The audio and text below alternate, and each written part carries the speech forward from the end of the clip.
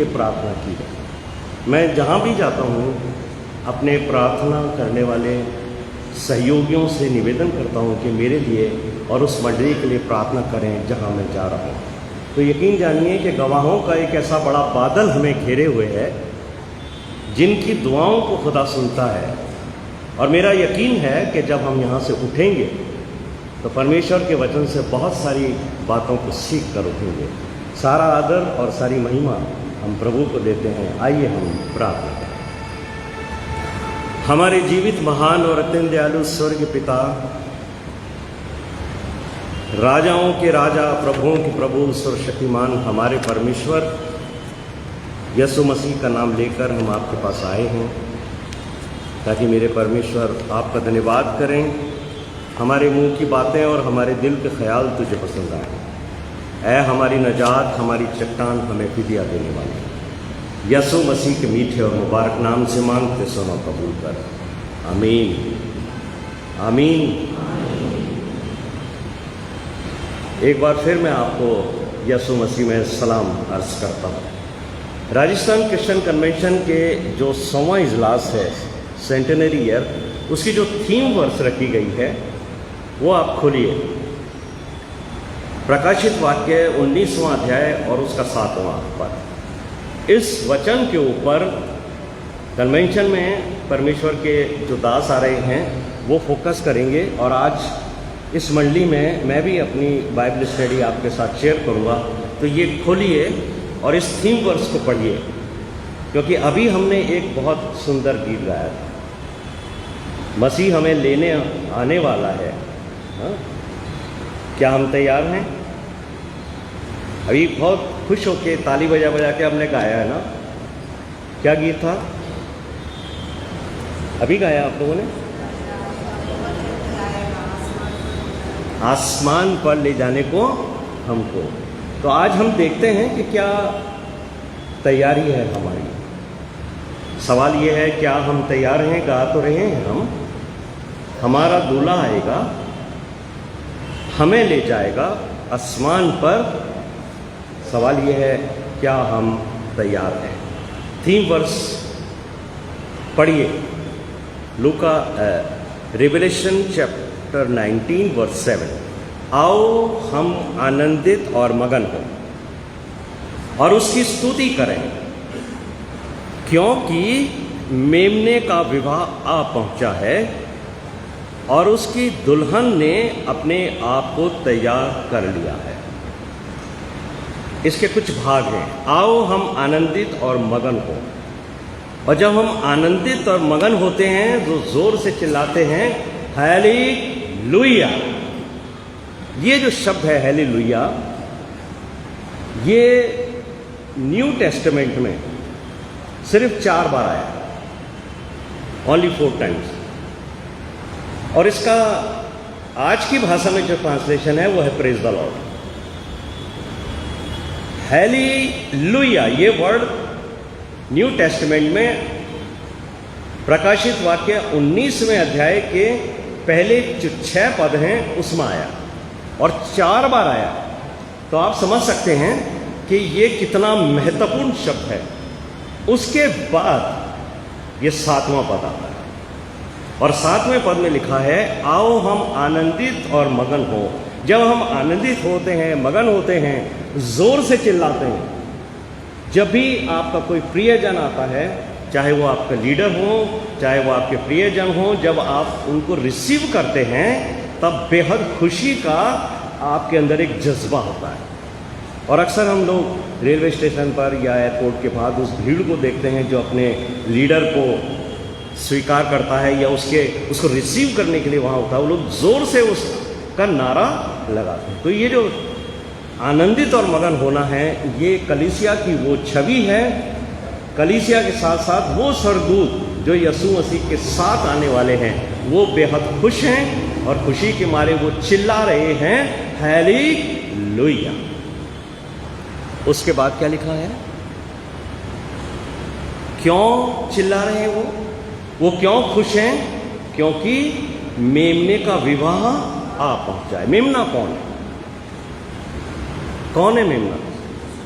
यीशु मसीह है। मेमना यीशु मसीह है, उसका विवाह आ पहुंचा है, उसका विवाह नहीं हुआ है, यानी विवाह होने वाला है। लेकिन आगे क्या लिखा है, उसकी दुल्हन ने अपने आप को तैयार कर लिया। यीशु मसीह की दुल्हन कौन है? कलीसिया यीशु।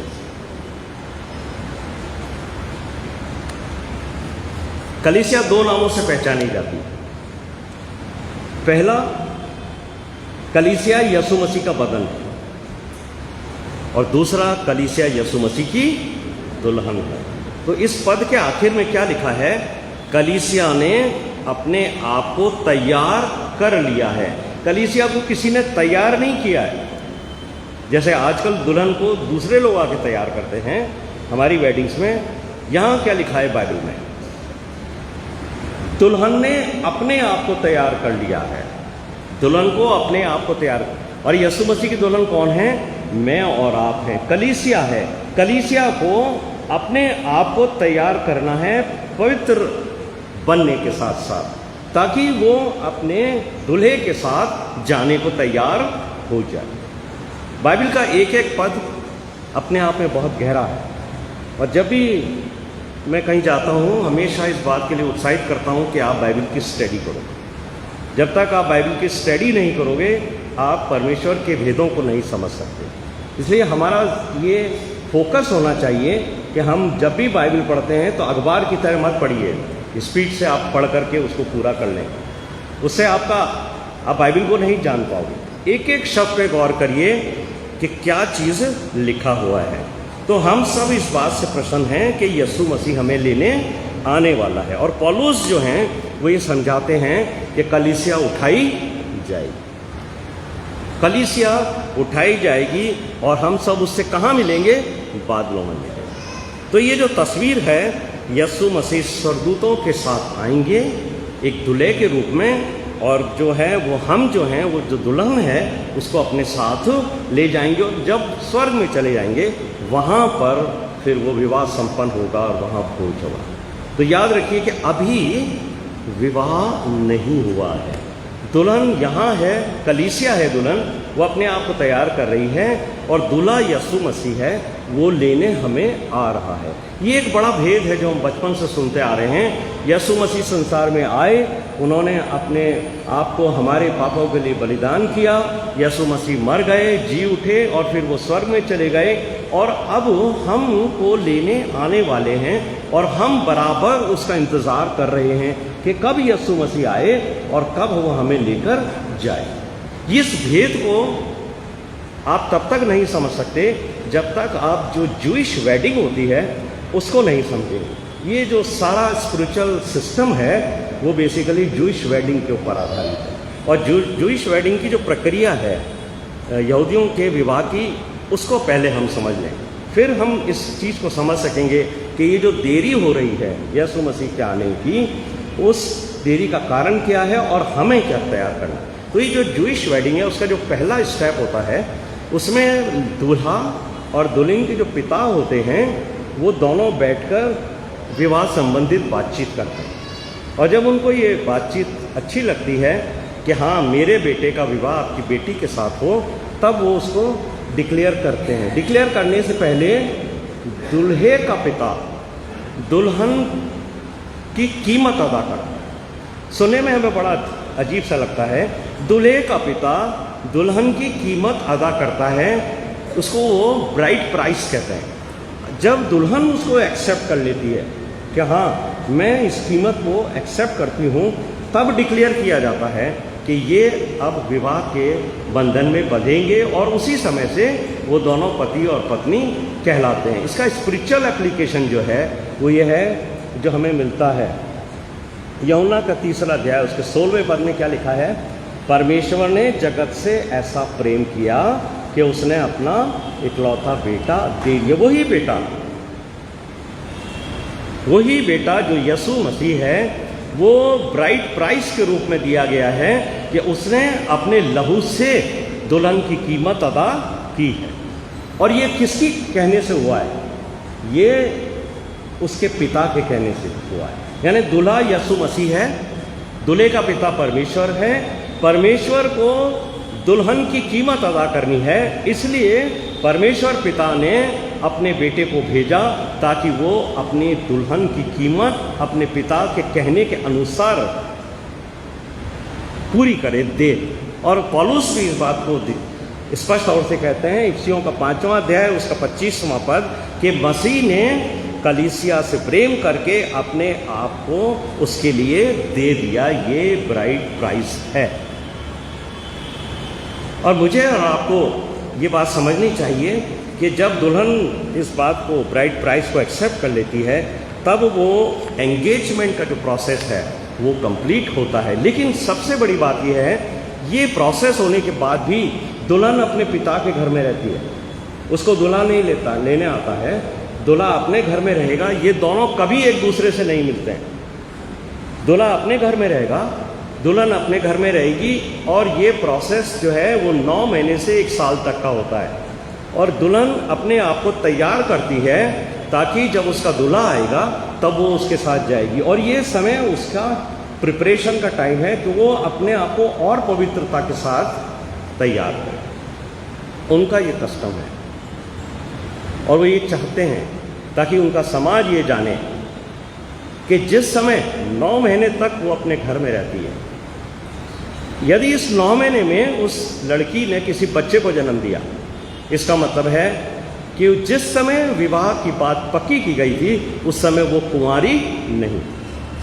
इसलिए 9 महीने के बाद 1 साल के अंदर अंदर उस दुल्हन को लेने के लिए दूल्हा जाता। तो ये जो समय है वो पवित्रता में बढ़ने का समय है, और तेजी से दुल्हन अपने आप को पवित्र बनाती है।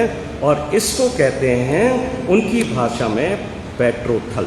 ये बेट्रोथल पीरियड है, इसके अंदर दुल्हन अपने पिता के घर में। इसलिए जो हमने आज अध्याय पढ़ा, मत्ती का 1 अध्याय, उसके 18 से 25 पढ़िए, खोलिए इसको। आप सोच रहे होंगे कि ये बड़े दिन का समाचार संदेश पढ़ा जाता है, ये क्यों आज पढ़ा गया, या जो विवाह के समय हम इफिसियों का 5वां अध्याय पढ़ते हैं वो आज क्यों पढ़े गए? क्योंकि ये दोनों चीज़ें इस सब्जेक्ट से रिलेट करती हैं।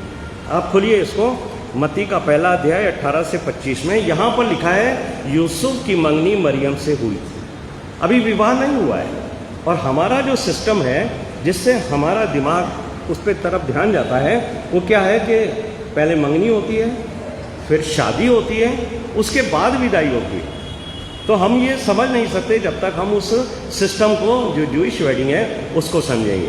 तो वेडिंग के पहले जो यहाँ बात हुई है, यूसुफ की मंगनी मरियम से हुई है, और अभी उनकी वेडिंग का सेकंड पार्ट स्टार्ट हुआ है कि मरियम अपने पिता के घर में है। लेकिन इसी बीच में मरियम जो है वो जो बेट्रोथल पीरियड है उसके अंदर वो गर्भवती पाई गई। आप देखिए कि उनका विवाह नहीं हुआ है, उसके बावजूद भी जब स्वर्गदूत आता है तो वो यूसुफ से कहता है तेरी पत्नी। वो पति पत्नी का रिश्ता वहाँ पर जाहिर कराता है, या जो बाइबल में लिखा हुआ है। कई बार लोग कंफ्यूज होते हैं कि जब ये मंगनी हुई तो अभी ये पति पत्नी कैसे डिक्लेयर हो। उनका कस्टम है, जब एक बार उनके पिताओं ने बात कर ली और दुल्हन का प्राइस पे कर दिया और दुल्हन ने उस प्राइस को एक्सेप्ट कर लिया, तो वो डिक्लेयर होते हैं पति और पत्नी के रूप में। और उसके बाद ये टाइम ऑफ प्रिपरेशन है। तो जो मरियम है वो अपने पिता के घर में है, लेकिन जैसे ही स्वर्गदूत ने यूसुफ को बताया, वो तुरंत उठा और अपनी पत्नी को अपने लोगों के साथ जाकर ले आया अपने घर में, ताकि वो जो विवाह है वो कंप्लीट हो जाए। उसके बाद जब वो बच्चे को जन्म देगी उसके ऊपर कोई उंगली नहीं उठाएगी। कई बार लोग सोचते हैं कि मरियम को बहुत सारे बातें सुननी पड़ी होंगी, क्योंकि जब कोई कुंवारी लड़की गर्भवती होती है तो आज भी समाज में अच्छा नहीं समझा जाता है। लेकिन मेरे प्रिय भाइयों और बहनों, आप इस बारे में कभी खोजबीन मत करिए कि जब मरियम गर्भवती थी तो किसको पता था और किसको नहीं पता था। जो बातें मेरे और आपके जानकारी के लिए ज़रूरी हैं वो बाइबल में लिख दी गई हैं। इसलिए जो बातें नहीं लिखी गई हैं, अगर आप सांसारिक बुद्धि से उसे खोजने की कोशिश करते हो, शैतान आपको गलत दिशा में ले जाएगा। इसलिए बहुत सारे लोग ये बात कहते हैं कि मरियम को बहुत सुनना पड़ा होगा, बहुत लांछन उसके ऊपर हुई, क्या क्या फतियाँ उसके ऊपर हुई। किसी को पता नहीं था उस ज़माने में कि मरियम गर्भवती थी। मुझे और आपको इसलिए पता है कि बाइबल के अंदर लिखा है, पवित्र आत्मा हमें बताती है। और ये बात मैं क्यों कह रहा हूँ कि किसी को पता नहीं था, क्योंकि बाइबल का अगर आप पढ़ोगे तो वहाँ लिखा है, लोग ये कहते थे जब यीशु मसीह प्रचार करते थे और जब वो बात करते थे तो लोग कहते थे कि क्या ये यूसुफ और मरियम का बेटा नहीं है, क्या इसकी बहन और इसके भाई हमारे बीच में नहीं रहते। और दूसरी महत्वपूर्ण बात यह है, अगर उसमें उस ज़माने में किसी को भी ये पता होता कि मरियम गर्भवती है, उस समय व्यवस्था थी और लोग उसको पत्थरवा करके मार डालते। इतनी बड़ी सजा थी उनकी। इसलिए वो 9 महीने तक लड़की को अपने घर नहीं लाते थे ताकि ये सिद्ध करें कि लड़की विर्जिन। और ये जो समय है वो मेरे और आपके लिए पवित्रता में गुजारने का समय है। हालांकि मैं और आप कैसा जीवन व्यतीत कर रहे हैं इसका निर्णय मैं और आप नहीं कर सकते हैं। और दरअसल हमें परमेश्वर के वचन से उन बातों को सीखना है कि तो जो थर्ड स्टेप है इसका कि दूल्हा जाकर अपनी दुल्हन को अपने घर ले आता है और फिर वहाँ भोज होता है और वहाँ पर ये जो है वो पूरी वेडिंग कंप्लीट होती है। यहाँ पर हम एक चीज़ को और देखते हैं जो इसका स्पिरिचुअल एप्लीकेशन है हमारे लिए। क्या है? यीशु मसीह हमारा दूल्हा है, उसने हमें चुना है, तो कलीसिया उसकी दुल्हन है। लेकिन अभी हमारा विवाह यीशु मसीह के साथ नहीं हुआ है। ध्यान से समझिए इसको। अभी हम यही हैं। ये हमारा जो पीरियड है वो टाइम ऑफ प्रिपरेशन है कि हम दूल्हे के पास जाने के लिए अपने आप को तैयार करें। और जो 19वां अध्याय हमने पढ़ा, 19वें प्रकाशित वाक्य 19 के 7वें अध्याय में पढ़ा, वहाँ पर क्या लिखा है? दुल्हन ने अपने आप को तैयार कर लिया है। ये टाइम ऑफ प्रिपरेशन है मेरे और आपके लिए कि हम अगर यीशु मसीह के साथ जाना चाहते हैं, अगर हम यीशु मसीह की दुल्हन कहलाना चाहते हैं, तो इस समय हम अपनी पवित्रता को और बढ़ाएं।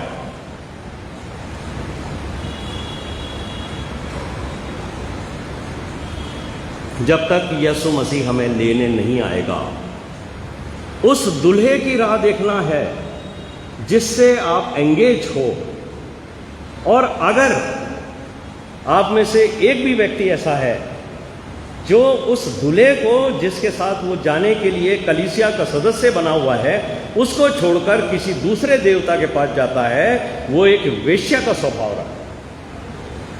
बहुत सारे लोग हैं जो परमेश्वर की वेदी के सामने आकर अपने आप को कलीसिया का हिस्सा मानते हैं, उस दुल्हन का हिस्सा मानते हैं, हम बाइबल के अनुसार स्वर्ग पर उठाए जाएंगे, और दूसरी ओर वो किसी देवता के आगे सर झुकाते हैं या किसी मज़ार पर जाकर चादर भी चढ़ाते हैं। ये हार्लेट का स्वभाव है।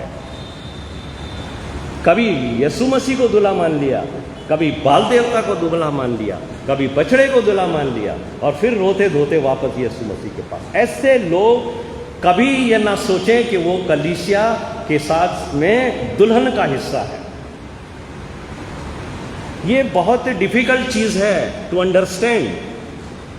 क्या कहा है? बुलाए हुए तो बहुत हैं। फिर क्या कहा है बाइबल में? चुने हुए थोड़े हैं। चुने हुए लोगों में से कलीसिया बनाई गई है। और कलीसिया में ये ध्यान रख लिए कि सब तरह के लोग हैं, उसमें से दुल्हन का हिस्सा कौन है ये उस दिन पता पड़ेगा जिस दिन हमारा दूल्हा हमें लेना है। बेट्रोथल ये वो पीरियड है ज्यूइश वेडिंग के हिसाब से, जब दुल्हन अपने आप को पूरी पवित्रता के साथ तैयार करती है ताकि वो अपने आप को ऐसा तैयार करे कि जब यीशु मसीह आए तो वो उसके साथ जा सके। और ये जो ज़ील है ये पौलुस ने जाहिर करी है। 2 कुरिन्थियों 11वां अध्याय और उसका 2 पद। क्या कहते हैं पौलुस अपनी मंडली को तैयार कर रहे हैं और उनका जो उद्देश्य है वो यहाँ जिक्र करते हैं 2 कुरिन्थियों 11वां अध्याय उसके 2 पद में, क्योंकि मैं तुम्हारे विषय में ईश्वरीय धुन लगाए रहता हूँ। ये ज़ील है एक पासबान की कि मेरी कलीसिया का एक भी व्यक्ति ऐसा ना हो जो नीचे छूट जाए। पौलुस क्या कहते हैं? मैं तुम्हारे विषय में ईश्वरीय धुन लगाए रहता हूं, इसलिए कि मैंने एक ही पुरुष से, कौन है वो पुरुष? यीशु मसीह है। एक ही पुरुष से तुम्हारी बात लगाई है कि तुम्हें पवित्र कुमारी के समान मसीह को सौंप दूं। मुझे और आपको पवित्र कुमारी के समान हर पासबान जिसने आपके लिए मेहनत की है, वो चाहता है कि मैं मेरी कलीसिया को दुल्हन के रूप में परमेश्वर के हाथ में सुपुर्द कर दूं। ये है पौलुस की डिजायर। लेकिन अब सवाल ये उठता है कि हमारा जो टाइम है वो तो प्रिपरेशन का है, और प्रकाशित वाक्य 19:7 में लिखा है दुल्हन ने अपने आप को तैयार कर लिया। अब हम तैयार हों कैसे? अब प्रश्न हमारे सामने होता है, दुल्हन अपने आप को तैयार करे कैसे? इसलिए पौलुस ने इफिसियों के 5वें अध्याय में जो बात लिखी है उसको खोल लीजिए। इफिसियों का 5वां अध्याय खोलिए, उसके 26वें पद में लिखा है, किस तरीके से वचन के द्वारा जल के स्नान से शुद्ध करके पवित्र बना। परमेश्वर ने अपना वचन दिया है पौलुस के द्वारा। क्या लिखा है वहां पर? इफिसियों के 5वें अध्याय के 26वें पद में पढ़िए कोई आपने से। उसको वचन के द्वारा जल के स्नान से शुद्ध करके पवित्र बनाए। वचन के द्वारा जल के स्नान से पवित्र करके। जैसे ये जो शब्द आता है ना बाइबल में कहीं भी जल, हमारा पूरा फोकस बपतिस्मे पे चला है। जैसे ही जल शब्द सुनेंगे सबका दिमाग वहां जाएगा बपतिस्मा। ये वो जल नहीं है। और मैं आपको एक बात और समझा देता हूं, आपने कैसा भी बैप्टिज्म लिया हो, चाहे आपने छींटे का बपतिस्मा लिया हो, चाहे आपका डुबकी का बपतिस्मा लिया हो, कैसे भी बपतिस्मा ले लीजिए, कितनी भी बार ले लीजिए, आपका जो इनर लाइफ है उस पर कोई प्रभाव नहीं पड़ता, क्योंकि ये आउटर चिन्ह है। It is a outer sign. आप कैसा भी बपतिस्मा ले लीजिए, आप जैसे हैं वैसे ही रहेंगे। आपका जो इनर लाइफ है, आपका जो अंदर का जीवन है, वो सिर्फ वचन के द्वारा शुद्ध होगा। लेकिन शैतान ने हमें उलझा दिया है। हमारे में से बहुत सारी कलीसियां हैं जो दूसरे कलीसियाओं के बैप्टिज्म को लेकर क्वेश्चन करती हैं। हमारा बैप्टिज्म बढ़िया है, हम ज़्यादा पवित्र हैं, उनका बैप्टिज्म वो कुछ नहीं, वो कुछ नहीं। आप यकीन जानिए,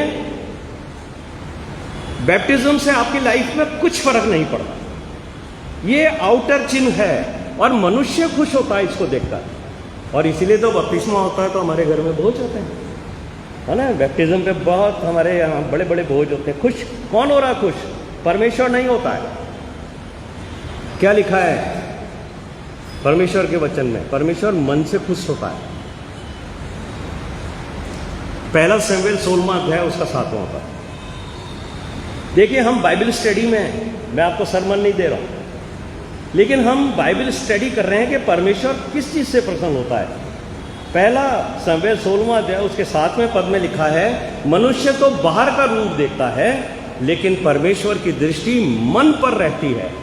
आपका मन शुद्ध है कि नहीं, वो आपकी प्रिपरेशन बताती। कोई फर्क नहीं पड़ने वाला आपने कैसा बपतिस्मा लिया।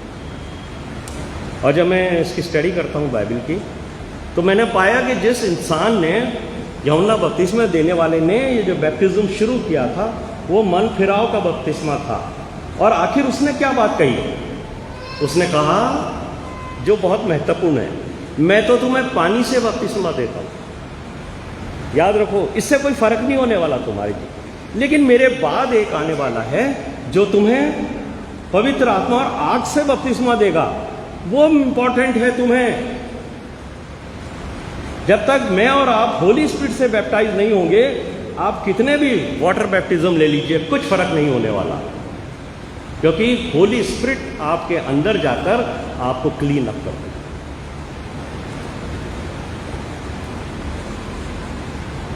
मांगो तो तुम्हें दिया जाएगा, यीशु मसीह ने कहा। और हम क्या मांगते हैं? संसार की चीजें, क्योंकि हमारा ध्यान संसार में है। गाया तो अभी गीत था आपने, हम सब कुछ छोड़कर जाएंगे अपने दूल्हे के साथ, लेकिन हमारा मन लगा हुआ यहाँ है। इसलिए जब हम ये बात पढ़ते हैं, हमें खुशी होती है। यीशु मसीह ने कहा मांगो तो तुम्हें दिया जाएगा, और हम क्या मांगते हैं? हम वो चीज़ मांगते हैं जिसकी डिज़ायर हमारे घर में है, जो हमारे मन में है। लेकिन यीशु मसीह ने एक जगह ये भी कहा है, अगर तुम बुरे होकर अपने बच्चों को भली वस्तु देना चाहते हो तो तुम्हारा पिता, अगर तुम उससे पवित्र आत्मा मांगोगे तो तुम्हें क्यों नहीं देगा। पवित्र आत्मा मांगिए, वो आपके जीवन को अंदर से शुद्ध करेगी। तो ये जो वचन है इफिसियों का 5वां अध्याय उसके 26वें पद में, वचन के द्वारा जल के स्नान से शुद्ध करके पवित्र बनाना है। और 26वां जो पद है वो मुझे और आपको, जो हम कलीसिया हैं, यीशु मसीह की दुल्हन हैं, वो उस बात को समझ ले कि आप अपने आप को कैसे तैयार करोगे? वचन के द्वारा। और वचन के द्वारा जब आप सेंटिफाई होगे, पवित्र होगे, तो पवित्रकरण की एक तरीका है। आपको संसार से अलग होना पड़ेगा। आप संसार के साथ यूनाइटेड होकर पवित्र नहीं हो सकते। आप चाहो संसार में भी रहें और यीशु मसीह के साथ भी रहें, ये संभव नहीं है। आपको सारी डिज़ायर छोड़नी पड़ेंगी जो आपके मन में संसार की तरफ आपको आकर्षित करती हैं, जो संसार के लोगों के अंदर पाई जाती हैं। अगर आप संसार से जुड़े हो तो आप पवित्रता में नहीं बढ़ रहे हो। और हर व्यक्ति को हर साल जो है वो चेक करना चाहिए अपनी लाइफ को, पिछले साल मेरे जीवन में ये कमजोरियां थी, इस साल मेरे जीवन में ये दूर हुई हैं कि नहीं है।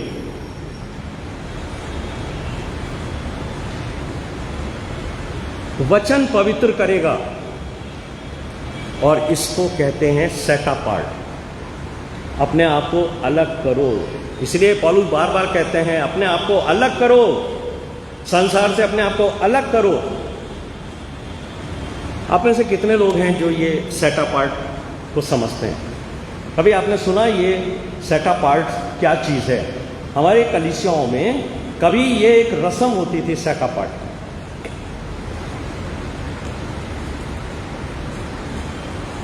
जो लोग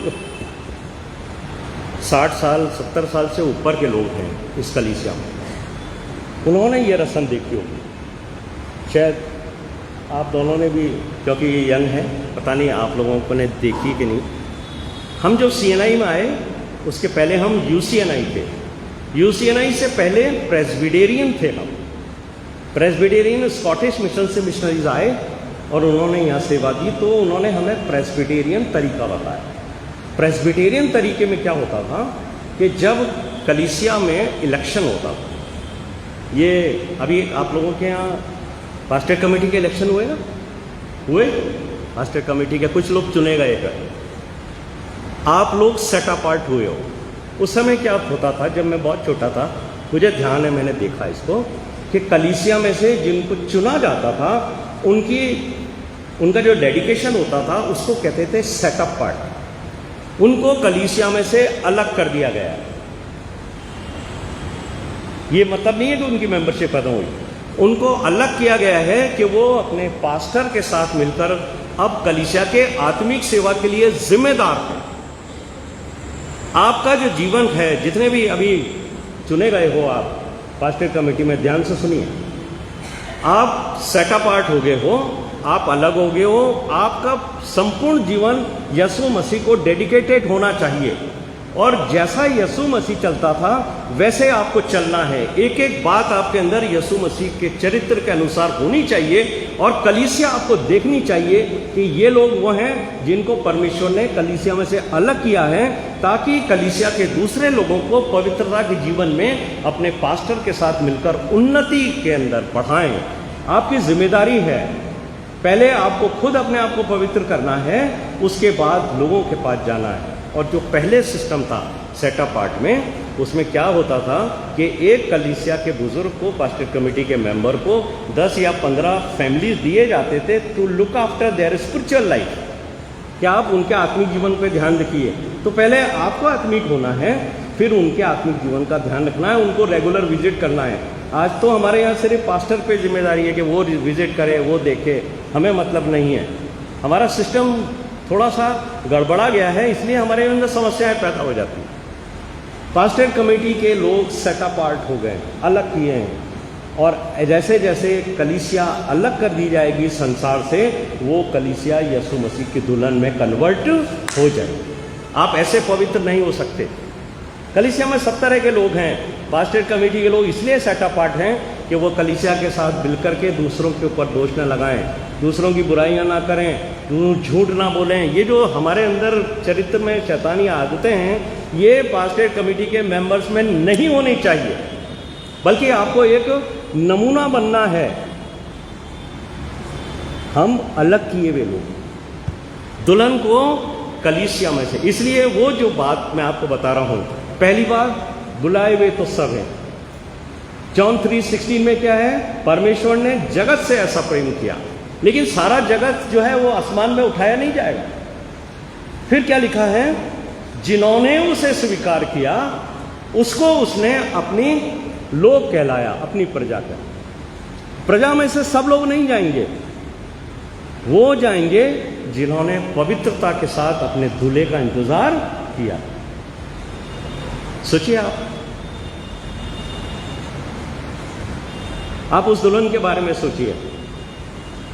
और मैं तो आपसे, जो बहनें जिनका विवाह हो चुका है, मैं उनसे पूछना चाहता हूं, जब आपका विवाह फाइनल हो गया कि आपका विवाह इस लड़के से होगा या आपका दूल्हा होगा, उस दिन से जब तक आपका विवाह नहीं हुआ, क्या आपने किसी दूसरे लड़के के बारे में सोचा? सोचिए मेरी बहनों, क्या आपके दिमाग में कभी एक बात भी आई कि वो लड़का कितना हैंडसम है, वो कितना अच्छा कमाता है, वो कितना बढ़िया है? क्या सोचती है कोई लड़की जब उसका विवाह पक्का हो जाता है, विवाह के लिए तैयार होती है, या किसी दूसरे पुरुष के बारे में सोचती है? कोई नहीं सोचती है। यही हमारी हालत होनी चाहिए। अगर हम अपने दूल्हे यीशु मसीह के लिए तैयार हो रहे हैं, क्यों हमारे दिमाग में दूसरा व्यक्ति आता है, कौन दूसरा देवता आता है आपके दिमाग? अपने आप को तैयार करो ताकि अपने दूल्हे के साथ जा सके। ये वो बातें हैं जो आपको बाइबल का अध्ययन करने से मालूम पड़ेंगी। और क्या लिखा है? कलीसिया अभी इस प्रोसेस से गुजर रही है। इसको बेट्रोथल कहते हैं। ये शादी फाइनल होने के बाद की सेकंड स्टेज है कि आप, लड़की अपने पिता के घर में रहकर अपने आप को तैयार करती है कि जब थर्ड स्टेप जूइश वेडिंग का हो कि दूल्हा आके उसको ले जाए, वो पूरी तरीके से पवित्र पाई जाए। पवित्रकरण के इस अवसर पर है, लेकिन पवित्रता में हम बढ़ेंगे कैसे? वही सवाल है। और पौलुस ने क्या कहा है? ये जो 26वां पद है, इफिसियों का 5वां अध्याय 26वां, वचन के द्वारा। तो आपको पवित्र करेगा कौन? आपको पवित्र करेगा वचन। और वचन कौन है? क्वेश्चन में से क्वेश्चन, लेकिन सबका आंसर आपको बाइबल से मिलेगा। कौन है वचन? पुराने नियम में तो ये पूरी बाइबल खड़ा करके कहते थे ये हमारा वचन है। और ज़्यादातर लोग जो हैं वो भजन संहिता 119 का एक पद बोलते हैं, तेरा वचन मेरे पाँव के लिए दीपक, ये बोलते हैं ना। लेकिन आपके लिए वचन कौन है? आप विश्वासी हो, ये ध्यान रखना। देखिए बाइबल में तो बहुत सारी बातें हैं। वो इस्राएली लोग थे, उनकी ब्लेसिंग्स को आप क्लेम मत करिए, वो सब वर्ल्डली ब्लेसिंग थी। आप विश्वासी हो, आपकी जितनी ब्लेसिंग्स हो वो स्पिरिचुअल ब्लेसिंग्स हैं। आपको, उनको तो कनान मिला था, लैंड, जमीन मिली थी। आपको क्या मिलेगा? अनंत जीवन मिलेगा। वो उनको लिए नहीं था। तो वचन आपके लिए क्या है? यूहन्ना का पहला अध्याय, उसका पहला पद पढ़िए, क्या लिखा है?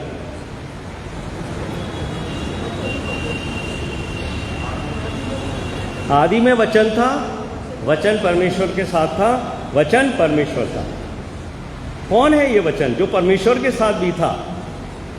ये वही वचन है जो यूहन्ना के पहले अध्याय के 14वें पद में लिखा है। पढ़ो क्या लिखा है इसको। यूहन्ना का पहला अध्याय उसके 14वें पद में लिखा है, वचन देहधारी हुआ, यानी यीशु मसीह ही वचन है।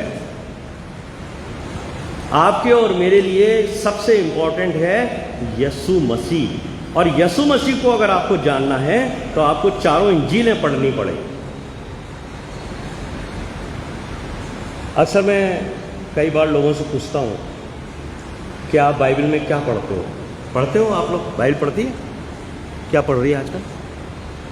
जोर दे वो।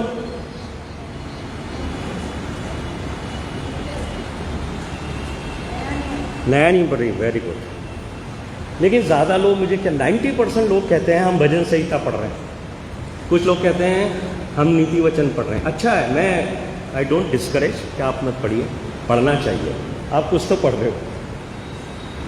लेकिन भजन संहिता पढ़ने से आप दाऊद को के ज़्यादा नज़दीक आते हो और वो आपको प्लीज़ करती हैं, क्योंकि दाऊद जब कहता है हे परमेश्वर मेरे दुश्मनों से लड़, तो आपको लगता है कि मेरा परमेश्वर दुश्मनों से लड़ेगा। ये मेरी रक्षा कर, मुझे इन लोगों से छुड़ा। ये दाऊद का एक्सपीरियंस है, दाऊद ने अपने एक्सपीरियंसेस शेयर करे हैं। आपका लाइफ में चेंज नहीं होगा, आपका इनर लाइफ में। अगर आपको यीशु मसीह की दुल्हन बनना है तो आपको यीशु मसीह को जानना है। आप ये मत सोचिए कोई भी लड़की अगर विवाह करने वाली है, उसको अगर अपने पति का ही पता नहीं है वो कैसा है, उस पर उसको विश्वास नहीं है, और वो दूसरे लड़कों के बारे में जानकारी हासिल करती है, उसको क्या प्राप्त होगा? पहले अपने दूल्हे के बारे में पता करिए, और आपका दूल्हा है यीशु मसीह, और उसको जानने के लिए कि वो कैसे नियम देता है, कैसे इंसान चाहता है, उसकी भेड़ें कौन होती हैं, उसकी दुल्हन का हिस्सा कौन होगा, वो आपको चारों गॉस्पेल पढ़ने से मालूम होगा। इसीलिए पौलुस ने रोमियो के 10वें अध्याय के 14वें पद में क्या कहा है, 17वें पद में। बाइबल खोला करो, ऐसे बाइबल को रखो मत। बाइबल आपके सामने है, वो इसलिए है कि आप ये तो पता करो कि जो वक्ता या प्रचारक बोल रहा है वो सही भी बोल रहा है कि नहीं, अपनी मर्जी से तो नहीं बोल रहा है वो। ये प्रथम जो कलीसिया थी उसकी ये सबसे बड़ी खूबी थी कि जब प्रचारक आते थे तो वो अपने उनको खोल के देखते थे कि ये व्यक्ति जो बोल रहा है ये सच में वो बात बोल रहा है जो हमारी व्यवस्था में लिखी हुई है या नहीं। इसलिए मैं आपको उत्साहित करता हूँ। रोमियो का 10वां अध्याय उसके 17वें पद में क्या लिखा हुआ है? विश्वास सुनने से, और सुनना मसीह के वचन। आप विश्वास किस चीज़ से होगा? आपका सुनने से होगा। पहली बात पौलुस कहता है विश्वास आपका किस चीज़ से बढ़ेगा? सुनने से बढ़ेगा। लेकिन आप कुछ भी सुनते रहो उससे विश्वास नहीं बढ़ेगा। आप नीति वचन पढ़ो, संसार में जीना सीख सकते हो, लेकिन विश्वास नहीं बढ़ेगा आपका। विश्वास बिल्कुल फर्क चीज़ है मेरे प्रिय भाइयों और बहनों। आई एम सॉरी टू से, आप कितनी भी गवाहियाँ सुन लीजिए, आपका विश्वास नहीं बढ़ेगा। ये जो सुबह सुबह आपके पास मैसेज आते हैं ना, विश्वास के मेरी गवाही, उसने गवाही दी, और आप उसको इधर उधर भेजते हो।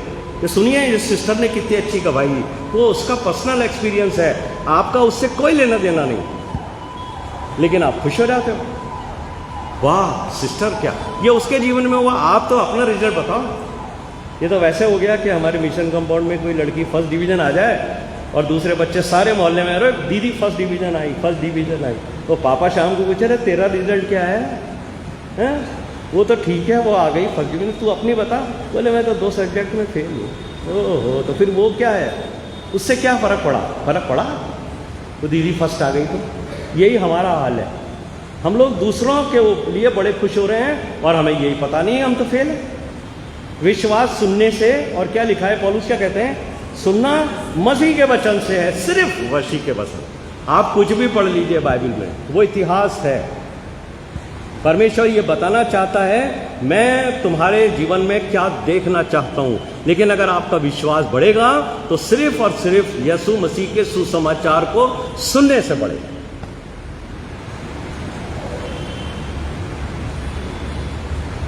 इसलिए लूका के 16वें अध्याय के 16वें पद में बहुत महत्वपूर्ण बात लिखी है। दीपक क्या लिखा है? अब तुम्हें न तो किसी भविष्यवक्ता की जरूरत है, न किसी प्रेरित की जरूरत है। क्या लिखा है? 16 में पढ़ो। व्यवस्था और भविष्यवक्ता यूहन्ना तक रहे। अब यही रुको। क्या लिखा है? व्यवस्था किसको दी गई थी? व्यवस्था मूसा के द्वारा इस्राएलियों को दी गई। व्यवस्था और भविष्यवक्ता कब तक रहे? पढ़ो।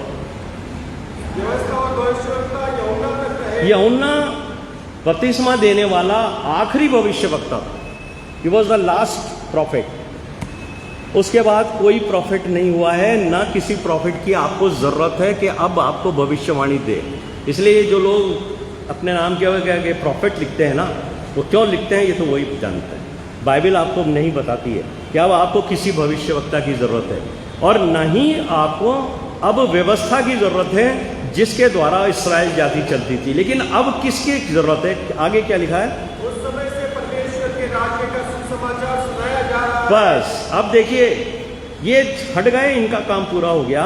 अब सिर्फ आपको परमेश्वर के राज्य का सुसमाचार सुनाया जा रहा है, और उसी के द्वारा आप अनंत जीवन में प्रवेश करोगे।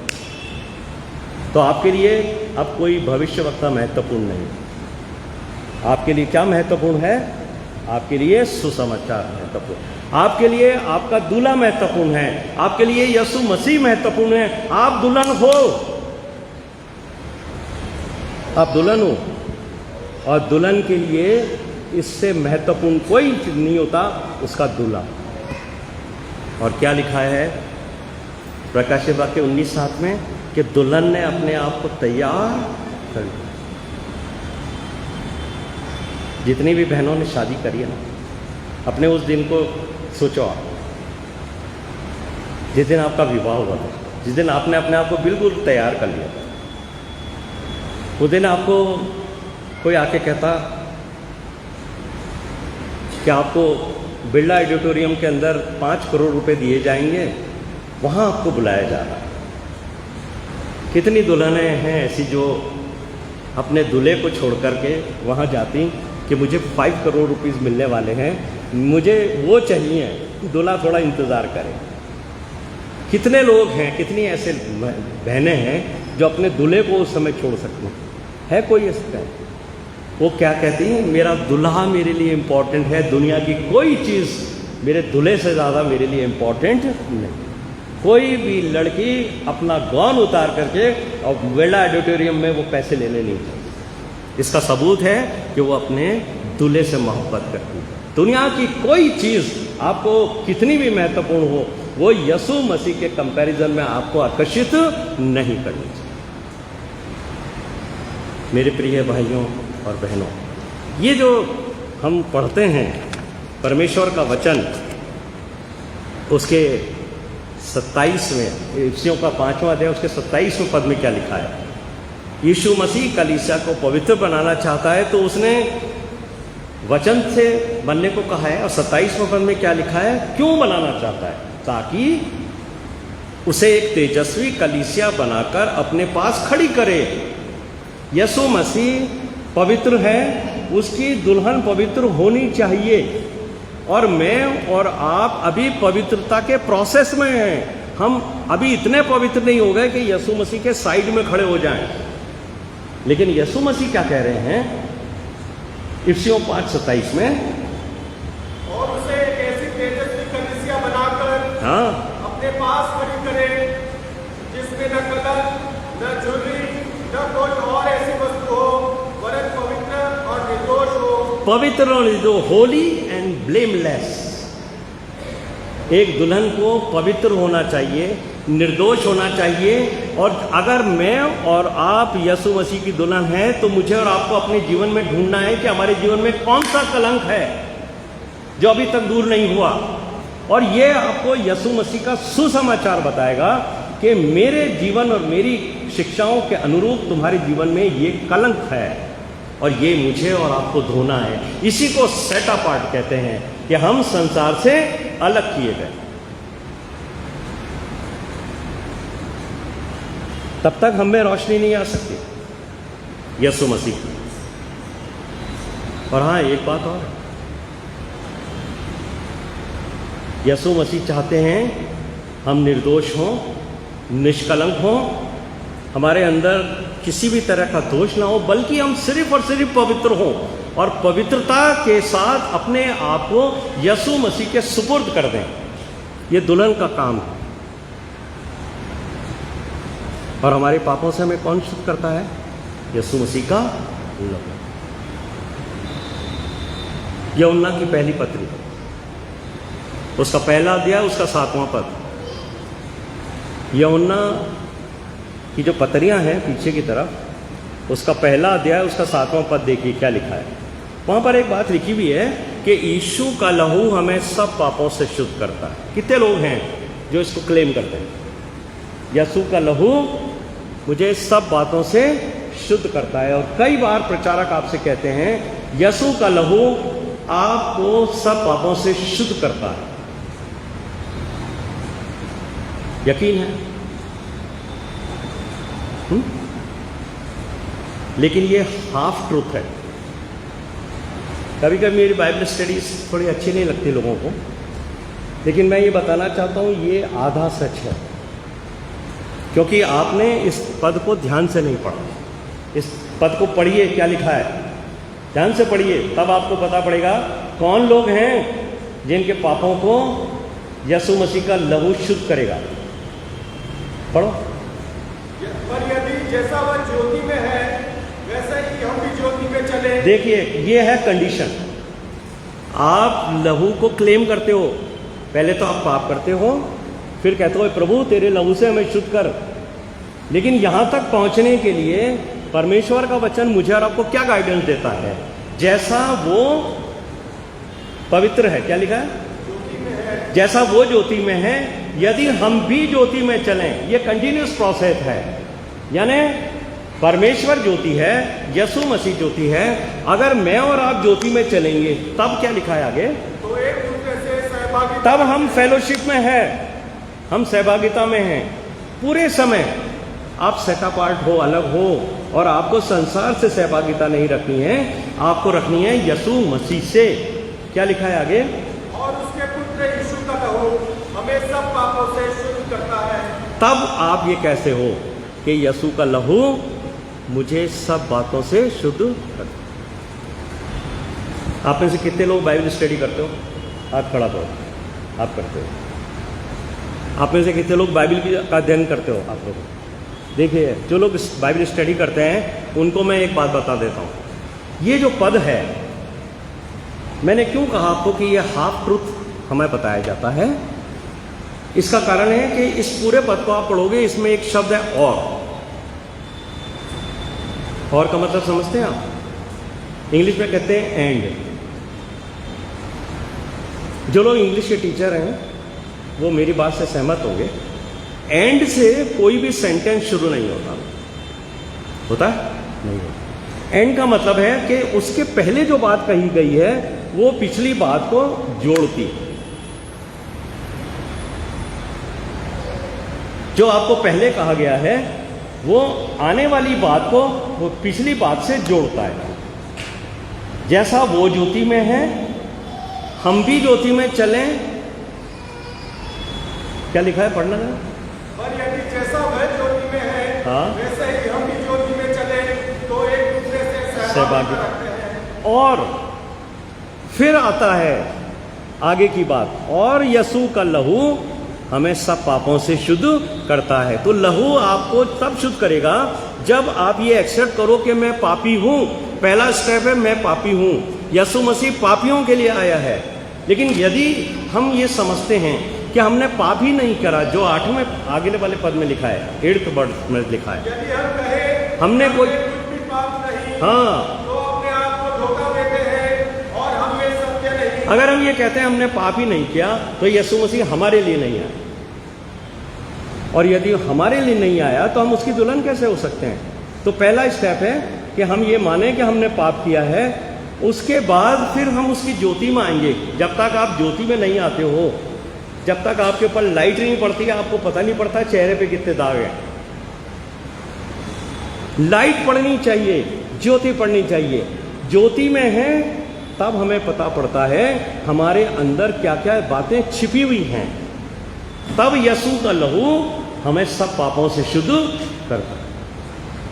ये ज्योति क्या चीज? ज्योति यीशु मसीह है ना? क्या कहा था यीशु मसीह ने?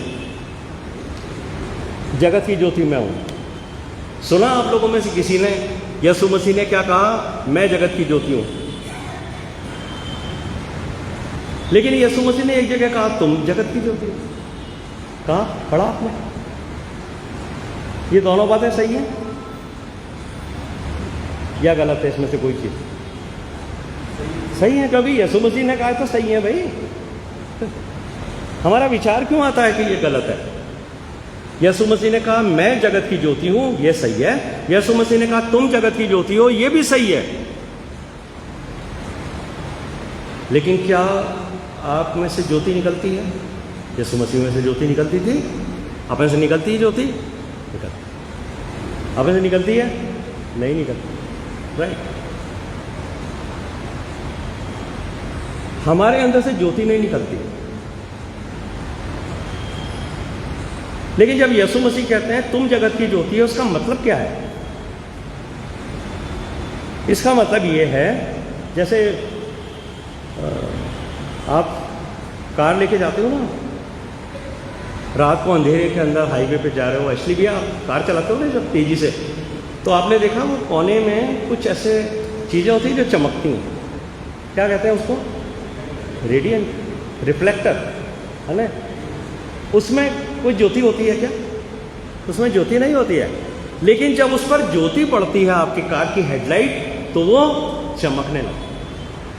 ये है यीशु मसीह का कहना, तुम जगत की ज्योति जब हो, जब तुम मेरी संगति में हो। अगर मेरी ज्योति तुम पर पड़ेगी तो तुम्हारे में से ज्योति रिफ्लेक्ट हो।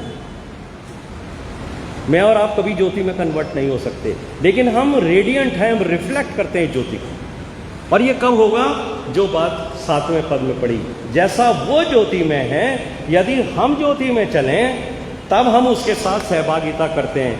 तो हमारे अंदर से ज्योति कब निकलेगी? जब हम कंटिन्यूस प्रोसेस में हैं। दुल्हन अपने आप को तैयार करती जा रही है, तैयार करती जा रही है पवित्रता के लिए, ताकि जब दूल्हा आए तो उसके अंदर से भी वो ज्योति वो महसूस करे कि हाँ, ये लड़की बराबर मेरी संगति में थी। तो दुल्हन को अपने आप को तैयार करने के लिए इज अ कंटिन्यूस प्रोसेस कि हम उसकी सहभागिता में रहें।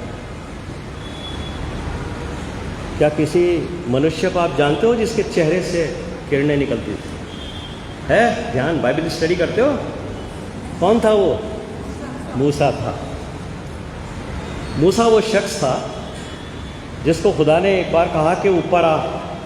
कहाँ? पहाड़ पर, मैं तुझसे मिलना चाहता हूँ। क्या कहा था दीपक? यीशु मसीह ने मूसा को खुदा ने कि केवल तू आना। हाँ, ये दूसरे लोग कोई नहीं आना चाहे, बल्कि उस पहाड़ के चारों तरफ बाड़ा बांधना। कोई भी मनुष्य अगर पहाड़ पे चढ़ा तुरंत मर जाएगा, यहाँ तक कि भेड़ बकरियां भी नहीं आनी चाहिए। क्यों? क्योंकि जहाँ परमेश्वर है वहाँ पवित्रता है, और जहाँ अपवित्र व्यक्ति है वो परमेश्वर की संगति में आते ही समाप्त हो जाता है।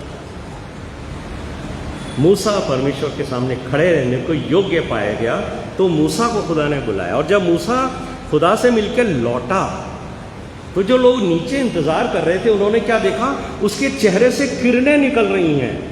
मूसा को भी पता नहीं था क्यों निकल रही थी, क्योंकि वो परमेश्वर की संगति में था। और जब आप परमेश्वर की संगति में आते हो, आपके चेहरे से, आपके जीवन से किरणें निकलती हैं, और लोग कहते हैं कि हमने आपके जीवन से आशीष पाई।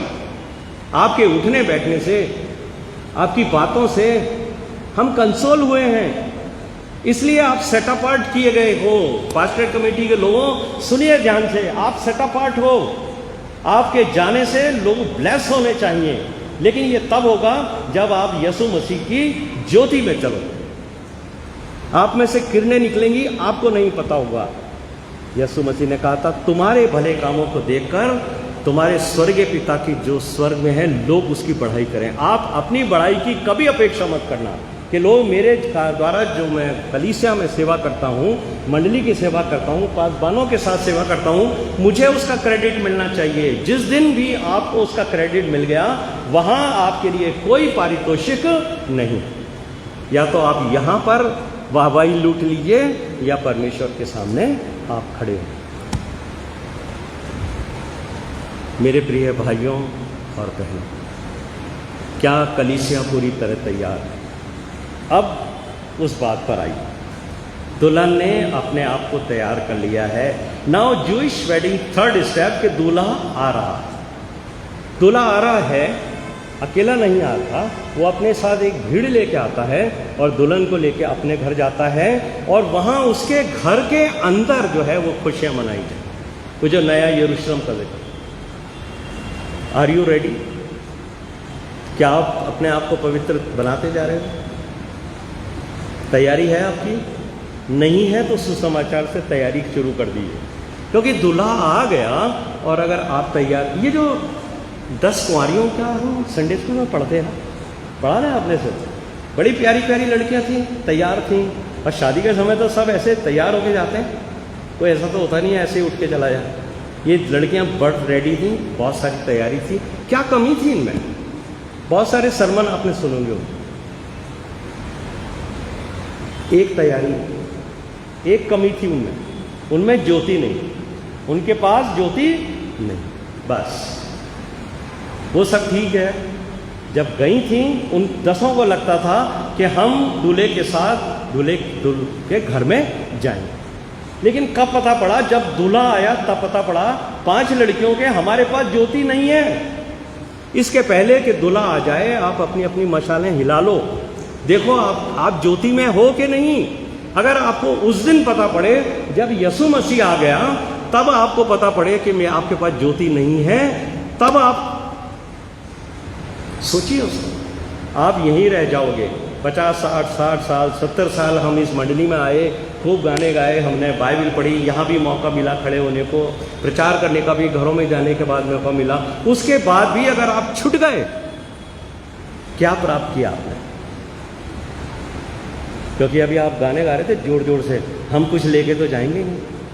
तो जिनके लिए आपने मन लगा रखा है, वो भी आपके घर के लोग आखिरी समय में जब आपको बक्से में रखेंगे ना, तो ये हाथ की अंगूठी भी निकाल लेंगे, बोले क्या करना है पापा, ये तो छोड़ जाओ, कोई नहीं। क्या लेके जा रहे हो आप? तो कम से कम अपनी तैयारी करो कि आप दुल्हन का हिस्सा बन चुको। तो लास्ट जो मेरा सवाल आपके यहाँ उठता है वो है कि हम सबने के सामने तैयारी का मौका है। हम अपने आप को तैयार करें, तैयार करें। Are you ready? क्या मैं तैयार हूं? अब ये जो शब्द है आर यू रेडी, ये तो दूसरों के लिए, मुझे अपने से पूछना चाहिए, मैं तैयार हूं क्या? दूसरों को पूछना तो बहुत अच्छा लगता है कि brother are you ready to meet your God, लेकिन जब ये सवाल खुद से करते हैं कि क्या मैं तैयार हूं, तब मुझे अपनी सच्चाई पता पड़ता। बाइबल में एक शब्द है मारानाथा। कितने लोग इसका शब्द का अर्थ जानते हैं? मारानाथा बोलते हैं ना, मारानाथा। कई बार प्रचारक आते जो होते हैं मारानाथा मारानाथा बोलते हैं ना, इसका मतलब है हमारा प्रभु जल्द आने वाला है, हमारा प्रभु जल्द आने वाला है, हमारा प्रभु जल्द आने वाला है। ये कहाँ शुरू हुआ मालूम है आपको? ये जो पहली कलीसिया थी, फर्स्ट कलीसिया, उसमें बहुत सताव था। रोमी लोग बहुत सताते थे, रोमी सिपाही सताते थे, और जो यहूदी थे उनमें से जो ये कन्वर्ट होकर यीशु मसीह के पीछे जा रहे थे, उनको भी बहुत सताव था। तो उस समय जो यहूदियों की ग्रीट करने की प्रथा थी, अभिवादन की, वो थी शालोम। आज भी बहुत सारे लोगों ने मुझसे सुना शालोम, इसका मतलब शांति। लेकिन ये जो लोग थे प्रथम कलीसिया के, जब इन पे बहुत सताव आया तो ये एक दूसरे को उत्साहित करने के लिए बोलने लगे मारानाथा। उससे क्या होता था कि आप बहुत दुखी हैं, परेशान हैं, लेकिन वो याद दिलाते हैं कि हमारा प्रभु जल्द आने वाला है, हिम्मत रखो, विश्वास में बने रहो। अभी मणिपुर जैसे हालात आपके नहीं हुए हैं, आपको नहीं मालूम कि सताव क्या है। मेरे प्रिय भाइयों और बहनों, सताव के लिए तैयार रहिए। कभी भी हमारे घरों में आग लग सकती है, कभी भी आपको जलाया जा सकता है, कभी आपको बेदखल किया जा सकता है। एक तरफ यीशु मसीह है, एक तरफ वो मकान है जो आपने बरसों से तैयार किया, उसमें भरा पड़ा है सामान। किसको एक्सेप्ट करते हो? क्या यीशु मसीह के साथ जाने के लिए अपने प्राण देने को तैयार हूँ? क्या मैं अपने प्राण देने को तैयार हूँ? या उस घर के लिए मैं ये कह दूँ कि नहीं, मैं यीशु मसीह का फॉलोअर नहीं हूँ? Is a question before us.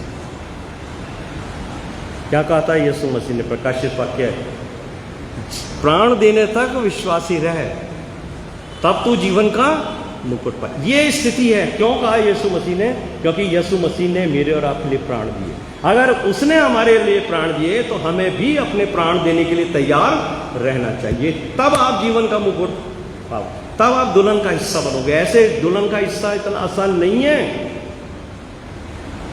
कि हमने सोच लिया कि बस हमने मसीह परिवार में, तो मरानाथा का क्या मतलब है? हमारा प्रभु जल्द आने वाला। लेकिन इसमें भी दो भेद। जब हम कहते हैं हमारा प्रभु जल्द आने वाला है, ये सुसमाचार देना है, दूसरों को बताना है कि हमारा प्रभु जल्द आने वाला है। लेकिन इससे आपका भला नहीं होगा, बहुत हो गया प्रचार। मरानाथा का जो ओरिजिनल मतलब है, हे प्रभु जल्द आ, ये मेरी डिजायर है। अगर आप ये कहते हो मरानाथा हमारा प्रभु जल्द आने वाला है, ये आप दूसरों को समाचार देते हो, दैट इज इंफॉर्मेशन। लेकिन ये आपकी डिजायर नहीं है। आपकी डिजायर क्या है? मेरा प्रभु जल्द आने वाला है। और ये आपको कहाँ मिलेगा? पहला कुरिन्थियों 16वां अध्याय उसके 22वें पद में। जब आपकी ये डिजायर होगी कि हे प्रभु जल्द हाँ, मैं तैयार हूँ, मैं तेरी दुल्हन हूँ, मुझे लेने आ। आप उन दुल्हनों से पूछो, जैसे जैसे उनकी शादी का टाइम पास आता है, उनके मन में एक ही डिजायर होती है, मेरा दूल्हा आ जाए और मुझे अपने साथ ले जाए। जितनी बहनों का विवाह हुआ है वो जानती हैं कि उस दिन का इंतज़ार हम कई दिन से करती हैं कि जब मेरा दूल्हा आए और मुझे ले जाए। और पौलुस क्या कहते हैं? पहला कुरिन्थियों 16:22 में, यदि कोई प्रभु से प्रेम न रखे तो वह शापित हो, हे हमारे प्रभु आ। ये आप पे लागू होता है, पहला वाला नहीं। आप प्रेम रखते हो, हे प्रभु आ। और प्रकाशित वाक्य 22 अध्याय उसका 17वां पद आपकी डिजायर को पूरा करता है। यहाँ मैं अपनी बाइबल स्टडी को कंप्लीट करता हूँ। क्या लिखा है यहाँ? आत्मा और दुल्हन दोनों कहती है आ, और सुनने वाला भी कहे। आत्मा, ये आपकी जो स्पिरिट है ना अंदर, होली स्पिरिट नहीं, योर स्पिरिट। होली स्पिरिट तो परमेश्वर की है जो आपके अंदर रहती है, वो तो आपको उत्साहित करती है कि आपकी आत्मा कहे हे प्रभु आ। और दुल्हन कौन है? दुल्हन कलीसिया है। कलीसिया कहती है हे प्रभु जल्द आ। जब आप तैयार हो जाएंगे तब ये आपकी डिजायर होगी। तब आप ये नहीं कहेंगे हमारा प्रभु जल्द आने वाला है, आप ये कहेंगे हे प्रभु जल्द आ। प्रभु इस वचन को सुनने के साथ साथ समझने के लिए भी हमें आत्मिक बुद्धि दे। आप सबको जय मसीह।